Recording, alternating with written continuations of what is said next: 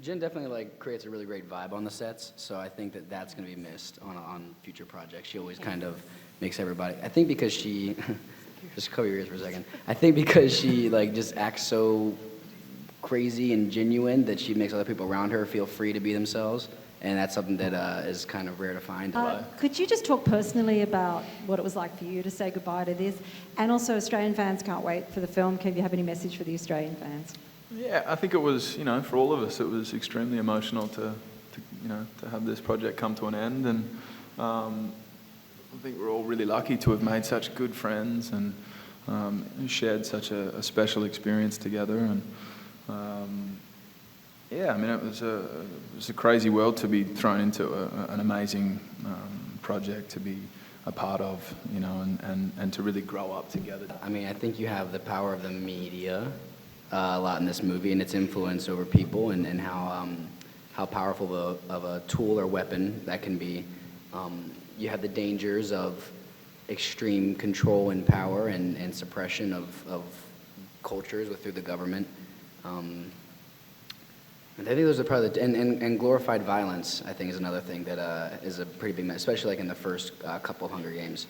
I think those are pretty big. And the dangers, like the separation of like the 99%, the 1%, and that disparity, and it's growing, and it's a bit of a cautionary tale about the way things could go and everything, I think. I think some of the ideas that we really get into in Mockingjay Part 2 are finally the consequences and the complexities of war, the things that Josh was speaking about earlier, and the idea of the sort of gray quality of war too, that it's confusing and it's complex, and it's never an easy decision whether a war is needed or not, and even if one is needed, there's going to be consequence, and unfortunately we're surrounded by war all the time, and so I think the themes hit. The Capitol has complete control over the media in the first movie, and Katniss begins to break that with Peeta at the end of the first movie. And over the course of this revolution, who is in charge of the media and what they do with it becomes enormously important to the outcome. Yeah, this is a question for Jennifer Lawrence. Do you think that Katniss actually believes in the revolution in this final movie, or do you think she's just playing her role and just kind of getting sucked into doing what's expected of her? Do you think she actually knows what she's doing anymore, or she's just being manipulated? I think that for a long time, I wouldn't say that it was manipulated. I would call it more of a sense of survival. I don't think that there was really believable hope of a revolution. At the beginning of Katniss's story, I think she was trying to save her sister, and then she was trying to save herself, and then Peeta, and waking up in District 13 changed things. Losing Peeta changed things, and I believe that she kind of grows into her position and takes control of her own destiny, and in that, the revolution. So something that I really love about the second movie is that's when she takes power and decides that she does want to be the Mockingjay, that she does believe in this cause. But it took many years and many books to get there. It's also, there's a difference between being a warrior and being the symbol of a revolution. And Katniss is inherently a character who wants to take action and to do what needs to be done. And I think doesn't always want to have to be, the soundbite or the poster child.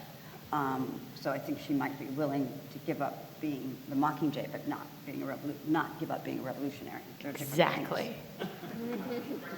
For me, it's been amazing, and coming to Comic-Con is like the central hub for fandom, and so to kind of step into this world and get to, like, we just had the big Hall H panel and everything, and it's so cool, and to bring these movies that people are so passionate about to them, and get to have the whole cast here and get to have some kind of interaction with them is it's really rewarding for us. Gale's sort of right where he wants to be right now. He's an emotional, strong-willed, independent, angry young man. A lot of things have happened to him, that have made him feel the way he feels. And his biggest motivation, his biggest drive now is to take down the Capitol. That's all he's really thinking about. And I think his focus becomes less about Katniss and more about winning this war. For Jennifer, Josh, and Liam, how do you feel like your characters have evolved over these past 4 films? I mean, for me, like, I was really attracted to Peter's kind of arc throughout the story. You know, I think he starts as more quiet and kind of not so secure in himself, and, you know, had like a hard family life and everything, and then once, you know, he kind of confesses his love to Katniss, and he sort of empowers himself in a way. And then in Mockingjay 1 and 2, you know, he gets pretty messed up. He gets taken in by the Capitol and is tortured and brainwashed and all these things, and then to kind of have him come out of that and have the recovery process, a really like a kind of up and down arc for him, and so it was great for me to play. It was really fun to kind of get to show all the experience that he has. The evolution of Prim has really been amazing for me to read in the books and kind of try and portray as best as I can. I feel like her evolution is really amazing to watch because she really grows up a lot, and she's really there for Katniss in the last 2 films, I think.